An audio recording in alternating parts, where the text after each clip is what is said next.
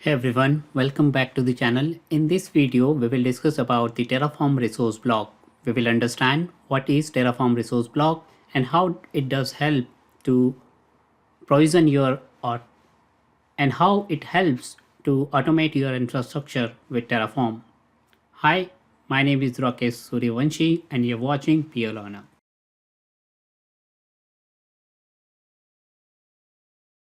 Let's first of all understand what is resource configuration or resource block.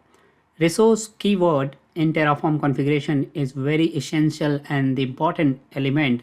It allows you to configure one or more infrastructure component in your cloud environment or in your on-premise environment. With the help of resources in Terraform, you can create the infrastructure resources like storage, network, firewall, SQL Server, and almost any other component which you may want to automate in your cloud environment or in your on-premise environment. With that, let's try and understand how to declare or define the resource block in your Terraform configuration. For that, I'm using this resource directory for the demonstration. As you can see, the directory number 10. At the moment, I have defined the Azure RM provider with a feature block, which is a mandatory block if you are working with the Azure Terraform. Resource block in Terraform is configured with the keyword resource followed by the name of the resource which you would like to provision in double quotes. For example, if I would like to provision any other resource like AWS AMI, which is identity and access management, or API gateway, or any other resource which I would like to provision in AWS, I can provision by choosing these options. Generally, the resource name which you would like to provision are specified within your provider and they follow a naming convention such as the name of your provider which you are using. In this case, with the IntelliSense, you can see that AWS is the name of the provider. Similarly, if I would like to use the Azure RM provider, then the Azure RM resource names are going to be such as this. Let's say the resource group I would like to create. So the resource group name is going to be something like this, and then followed by double quotes the instance name for my resource element, which in this case I would say just say RG is the instance name, and then at the last followed by I need to have opening curly braces, and in the next line I need to close the curly braces as well. So this entire block defines the resource which is of type Azure resource group. So having this block, I should be able to provision the resource group. Now, of course, to provision the resource group, each resource which you are automating may have a specific set of required or non-required properties, which is a mandatory or non-mandatory properties. For example, in the case of resource group, to create a resource group, I need to specify the name of the resource group.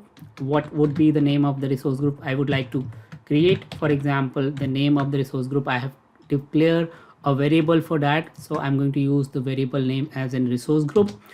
And then in which location in Azure environment we would like to provision this resource group. For that reason also I have created a variable name.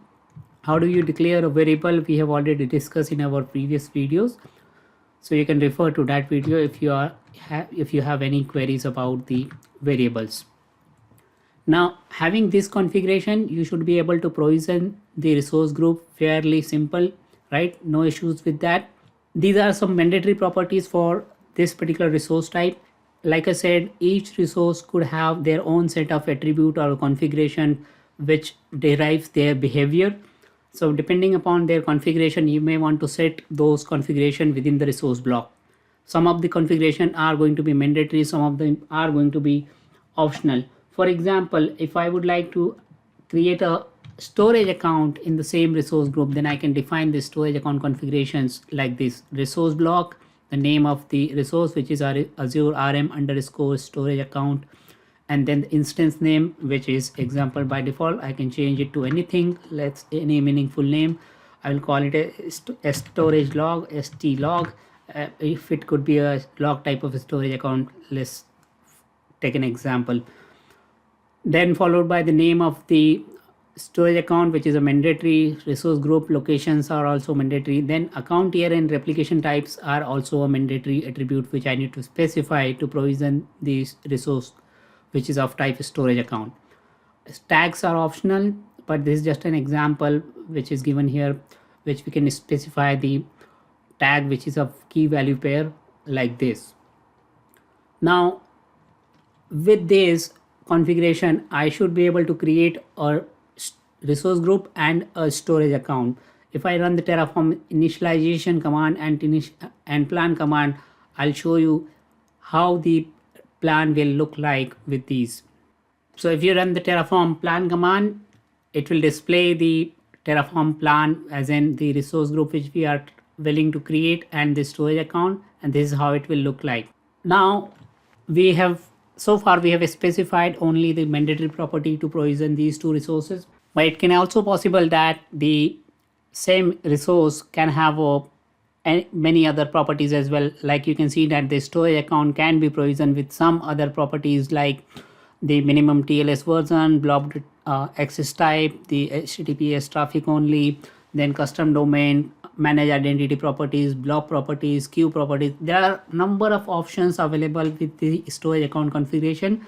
It just those properties were optional. So in the previous configuration which I was sharing, in there I was able to create a storage account but without having these properties set up with a explicit configuration, which means that if you do not specify these properties, Terraform will use the default values of these properties. For example, whatever is the minimum TLS version defined by Microsoft Azure for the storage account, it will use that minimum TLS version and provision your infrastructure with that specific configuration. Similarly, for the allow blob access, it will keep the default value as in public, for example, so that it will be publicly accessible in the storage account. Now if you would like to overwrite those values, you can specify those values or those attributes in your Terraform configurations like I'm sharing it here right now. Now how do you get the information? What all properties are available? For that we have the Terraform documentation which we can use. So this is a sample Terraform documentation for the storage account, and it contains all the properties which I was sharing it in my Terraform configuration for the storage account. You can have a look at and check what all properties are optional, what all properties are mandatory. This is not the topic where we are discussing about the Terraform documentation or how to create a storage account. This is just to give you an idea how you can utilize the Terraform documentation to provision those optional properties or to override those optional properties. I hope this has given you some idea how do you declare the resources and all.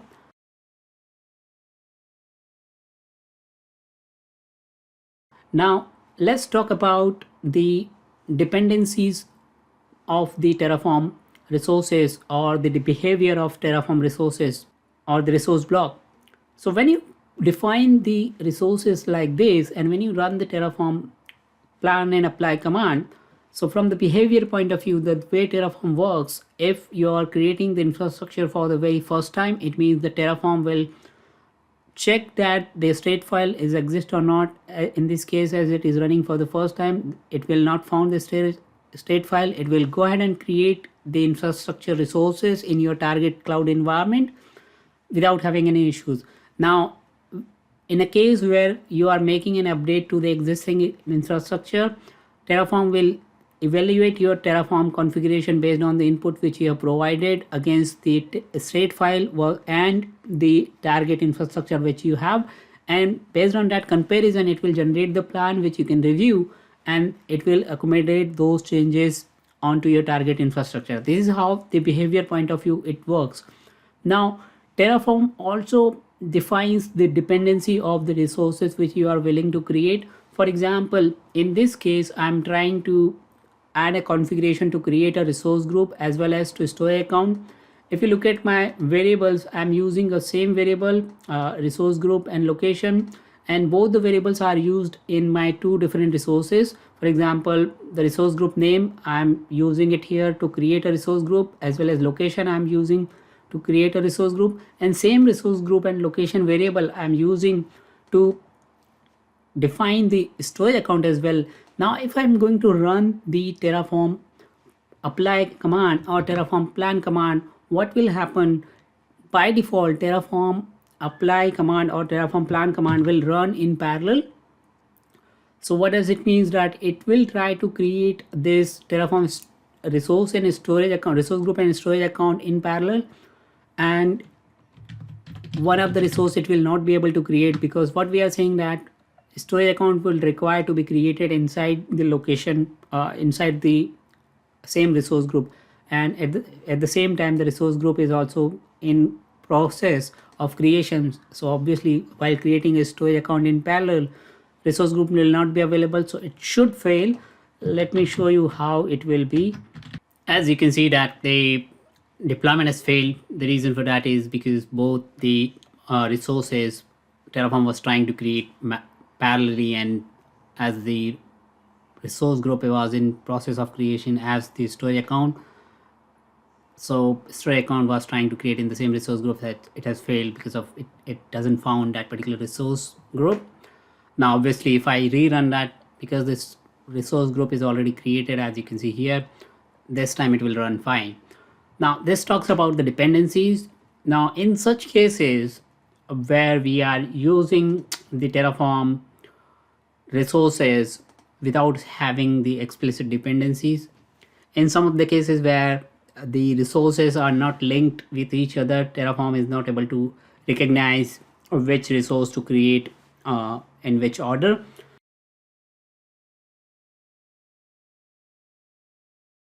If you would like to set up an order of these resources, what you can do is you can use the Terraform attributes or the resource attribute. The way you define the Terraform resource attribute is you use the type of resource, such as the Azure RM resource group, which is the type of resource, and then the instance name, which is RG, and then the name of that particular attribute which you would like to use. For similarly, if I use the location attribute as well, I can simply define, okay, use the same location what we have the location for the storage account, and that will work perfectly fine, because when this time Terraform will run, Terraform is intelligent enough to create an implicit dependencies between the resources, as the resource group attributes we are using in the storage account attribute. So Terraform knows that first I need to create a resource group and then followed by the storage account. So this is called the implicit dependencies. But in such cases where it's not possible to set up an implicit dependency, for example, let's take an example of the same storage account where I'm not using any kind of a implicit dependency, which is a kind of a similar behavior what we have demonstrated, a failed case basically. So in such cases, I can explicitly set up a dependencies within the Terraform resources using the keyword depends on. So depends on is the keyword which you can use to set up a dependency. Here I'm saying that provision my storage account, but this storage account is dependent upon this resource which is of this Azure resource group. Now if I use this, then this is an example of the implicit dependency, and that is an explicit dependency because I'm explicitly specifying the depends on block in which order my Terraform code should execute. Both the cases will work fine, and in the cases like I said, wherever you require, you can set up the dependencies with this keyword.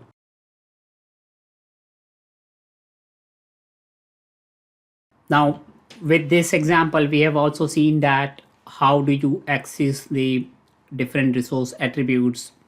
So the syntax for the, just to repeat, the syntax for accessing the resource attribute is going to be like this: the type of resource, which is in this case, let's say the resource group or this one, and then the name which is the instance name, and then the name of the attribute. For example, if I would like to print an output of the blob URI or the primary key, storage primary key, then I can do it like this. Let's say st01 key, and then I can specify the value as an azure rm, which is the name of my storage log, and then I can say that use the primary key, which is primary access key.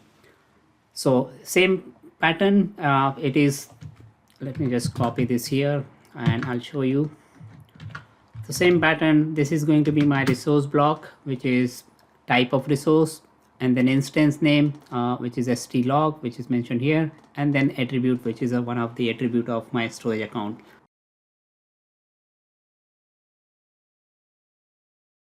Now let's discuss about the providers, the use of providers with the resource. There are some scenarios, let's say, where we may require to provision different resource group onto a different subscription. For example, I may want to create my log storage account onto a common subscription within the same tenant, but some other storage account I may want to create in my application development subscription.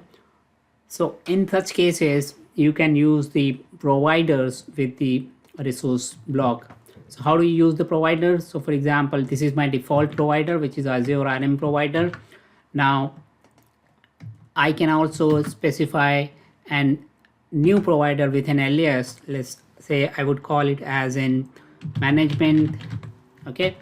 Now this is going to be log, which is a management storage account. So what I can say here is provider, which is the type of provider I want to use. And here I can see that I got an intelligence which provider I would like to use. So one of them is a default provider, which is at the top, and then we have a management provider. So like this, I can specify create this storage account in this provider and the other storage account into a default provider, right? So this is another way you can set up a provider with the resources, wherein you would like to set up a explicit provider. One of the use case I can specify here, let's say you want to do a subnet or the network pairing between hub and spoke, and hub belongs to one subscription, spoke belongs to another subscription. In such cases, you may want to use this provider block, where you may want to create a hub into a different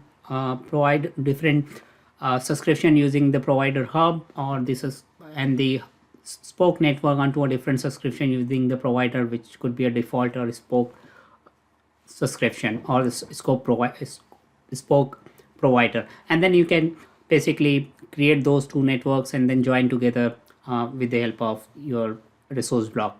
So that's another example. Now last but not the least, with this resource configuration, you can also set up the lifecycle block. So life cycles are the special configuration which you can specify with the resource block. So lifecycle allows you to manage provisioning of your infrastructure or the resource block. For example, with the lifecycle, you have these options: create, before, destroy. So basically, in such cases, we are saying that I would like to create my resources first before I would like to destroy the resources. So that's one of the settings which you want to specify in case if you would like to. In some of the cases, you may want to prevent destruction of your resources. So by any chance, in case if the resources are critical, so you can specify I would like to prevent destroy of my resources by having this particular property, which is by default as in false, but you can set this value as in true, saying that. Next property which we have in the life cycle is the ignore block for ignore changes. So let's say currently when you configure or define your resource block with different attributes, your resource block, all the attributes of your resource block is managed by Terraform. What does it mean? That if any attributes is going to be changed manually on the Azure portal from the user interface or any other configuration or automation, then when the next time Terraform will run, Terraform will compare those changes and evaluate whether that changes is added to your current configuration. If not, then it will try to override those changes.